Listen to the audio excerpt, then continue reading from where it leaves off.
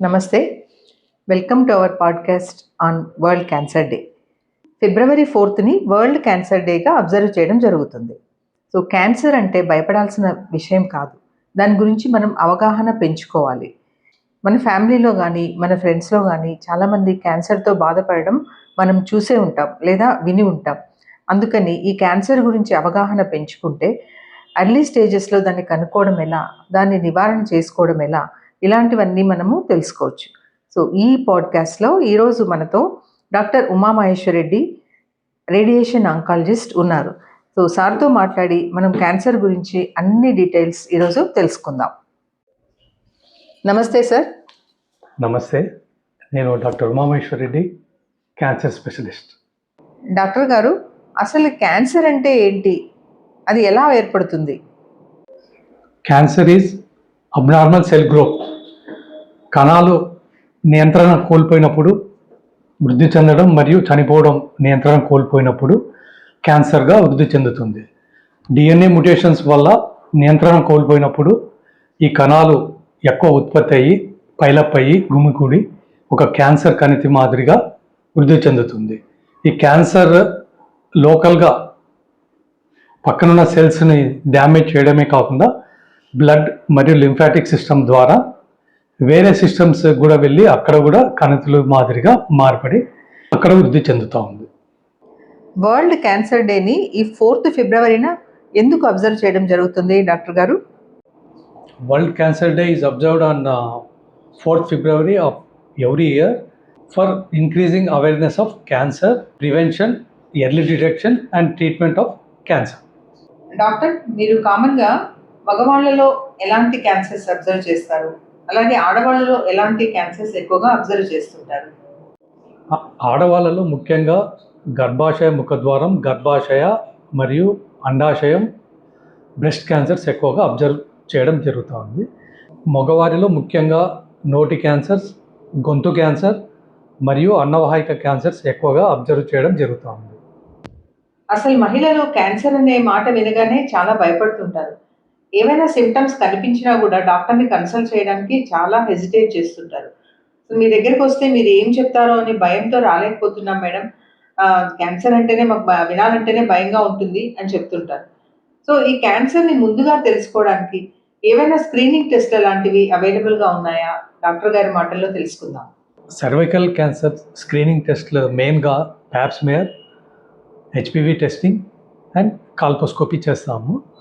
అలాగే బ్రెస్ట్ క్యాన్సర్కి వచ్చి self breast examination, clinical breast examination by physician, mammogram at the age of 40. HPV vaccination గురించి కొంచెం డీటెయిల్స్గా చెప్తారా డాక్టర్ గారు? హెచ్పివి వ్యాక్సినేషన్ సర్వైకల్ క్యాన్సర్స్ని 90% దాకా అరికట్టగలదు. 9 to 15 years వరకు 2 doses ఆఫ్ హెచ్పివి వ్యాక్సినేషన్, అలాగే 15 to 26 years 3 doses of HPV vaccination. We can protect 90% of cervical cancers. అలాగే జెంట్స్కి కూడా warts, genital warts, condyloma, oral cancers కూడా తగ్గించవచ్చు ఈ హెచ్పివి వ్యాక్సినేషన్ వల్ల. సో హెచ్పివి వ్యాక్సిన్ అనేది 9 years నుంచి 45 years వరకు తీసుకోవచ్చు ఆల్ ఉమెన్, ప్రొవైడెడ్ మధ్యలో ప్యాప్స్మేర్ టెస్ట్ అలాంటివి చేసుకుంటూ ఉన్నవాళ్ళు ఆ టెస్ట్లో ఏం ప్రాబ్లం లేదు అని తెలుసుకున్నప్పుడు ఈ వ్యాక్సినేషన్కి 45 years వరకు కూడా తీసుకోవచ్చు. So efficacy of this HPV vaccine early ఏజ్లో తీసుకున్న వాళ్లకు 90% ఎఫికసీ ఉంటుంది. ఆఫ్టర్ మ్యారేజ్ తీసుకున్న వాళ్లకు 50% ఎఫికసీ మాత్రమే ఉంటుంది. సో ఎర్లీగా వ్యాక్సినేషన్ తీసుకున్న వాళ్ళకి ప్రొటెక్షన్ చాలా ఎక్కువగా ఉంటుంది. లేడీస్లో క్యాన్సర్ డిటెక్ట్ చేసినప్పుడు వాళ్ళు పిల్లలు కనాలి అని అనుకుంటూ ఉంటే ఫర్టిలిటీ ప్రిజర్వేషన్ మెథడ్స్ అనేవి ఉన్నాయి. సపోజ్ గర్భసంచి క్యాన్సర్ ఉందనుకోండి, సో ఓవరీస్ నార్మల్గానే ఉండింటాయి వాళ్ళకు. సో ఓవరీస్ నుంచి ఊసైడ్స్ని తీసి ప్రిజర్వ్ చేయాలి before starting the chemotherapy are radiation therapy are hysterectomy. ఇవి చేసే కంటే ముందర ఓవరీ నుంచి ఊసైడ్స్ తీసి ప్రిజర్వ్ చేసుకోవచ్చు. అలాగే జెంట్స్లో టెస్టిక్యులర్ కార్సినోమా ఇలాగ ఏదైనా ఉంది అంటే సెమన్ శాంపుల్స్ తీసి ఫ్రోజన్ చేసేసి ప్రిజర్వ్ చేయొచ్చు. సో వాటిని వాళ్ళు ఫ్యూచర్లో ప్రెగ్నెన్సీ కావాలి అనుకున్నప్పుడు, పిల్లలు కనాలి అనుకున్నప్పుడు వాటిని తీసి యూజ్ చేసుకోవచ్చు. సో ఇది ఈ మెథడ్స్ తెలుసుకొని చాలామంది చేయించుకుంటున్నారు.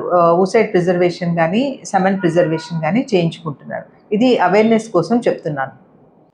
గవర్నమెంట్ విలేజ్ లెవెల్లో ఈ క్యాన్సర్ని ఎర్లీ డిటెక్షన్ చేయడానికి అన్నట్టు కొన్ని ప్రోగ్రామ్స్ ప్రవేశపెట్టారు.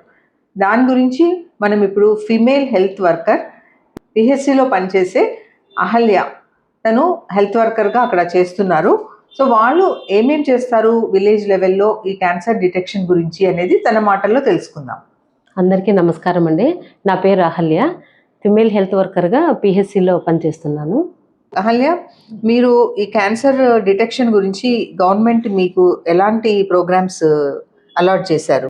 ఈ ప్రోగ్రాము ఏపీ గవర్నమెంట్ చాలా ప్రతిష్టాత్మకంగా తీసుకొని చాలా క్వాలిటీతో నిర్వహణ ఇస్తూ ఉంది మేడం. ఇది వార్డులో కానీ, గ్రామంలో కానీ, లేకపోతే వార్డు వైజ్ కానీ NCD 4.0 అని 2.0 3.0 కంప్లీట్ అయినా కూడా గవర్నమెంట్కి సరైన సాటిస్ఫాక్షన్ అనిపించలేదు మేడం.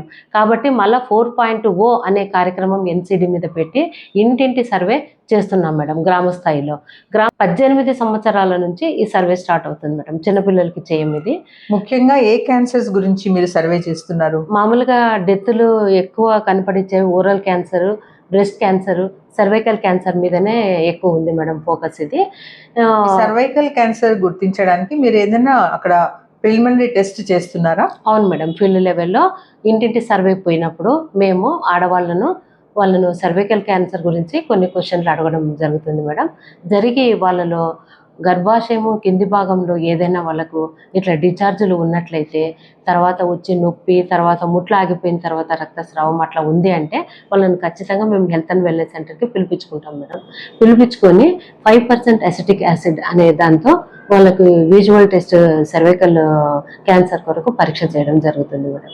ఇది జరిగిన తర్వాత మళ్ళీ నిర్ధారణ కోసము పిహెచ్సికి పంపిస్తాం మేడం. మేము పంపించి అక్కడ వాళ్ళు నిర్ధారించి క్యాన్సర్ అవునా కాదా అని అనే దానికోసం క్యాన్సర్ ఒకవేళ ఉన్నట్లయితే గిన స్టేట్ క్యాన్సర్ హాస్పిటల్కి పంపిస్తారు మేడం. లేదు అనే పాటు అయితే గిన వాళ్ళు సరైన ట్రీట్మెంట్ ఇచ్చి పంపిస్తారు మేడం. తర్వాత ఇంకో క్యాన్సర్ అండి, రొమ్ము క్యాన్సర్. ఇది ఆడవాళ్ళలో ప్రధానంగా ఉండే రొమ్ము క్యాన్సర్.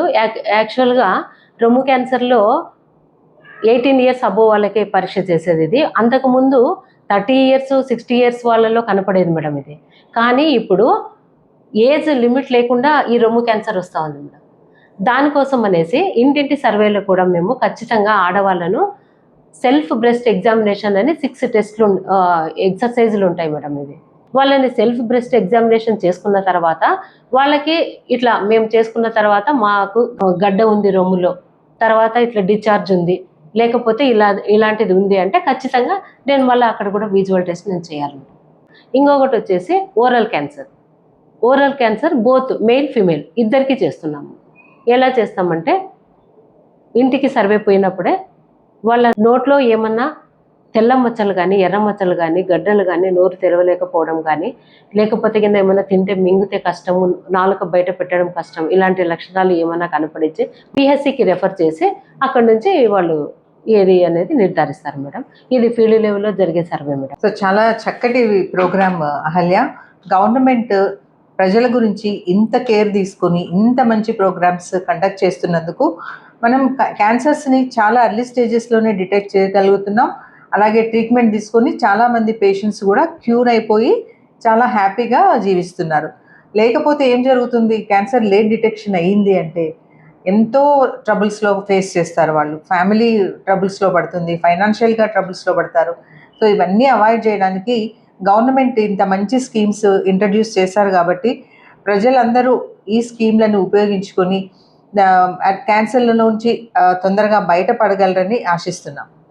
ఇంత మంచి అవకాశం ఇచ్చిన డాక్టర్ మేడం గారికి కృతజ్ఞతలు, నమస్కారం. Thank you sir. మీరు మా పాడ్కాస్ట్కి వచ్చి క్యాన్సర్ అవేర్నెస్ గురించి చాలా చక్కటి ఇన్ఫర్మేషన్ ఇచ్చారు. Thank you so much.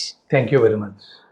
ఈ క్యాన్సర్ అవేర్నెస్ పాడ్కాస్ట్ మీకు నచ్చినట్లయితే మీ ఫ్యామిలీ మెంబర్స్కి కానీ, మీ ఫ్రెండ్స్కి కానీ దయచేసి షేర్ చేయండి.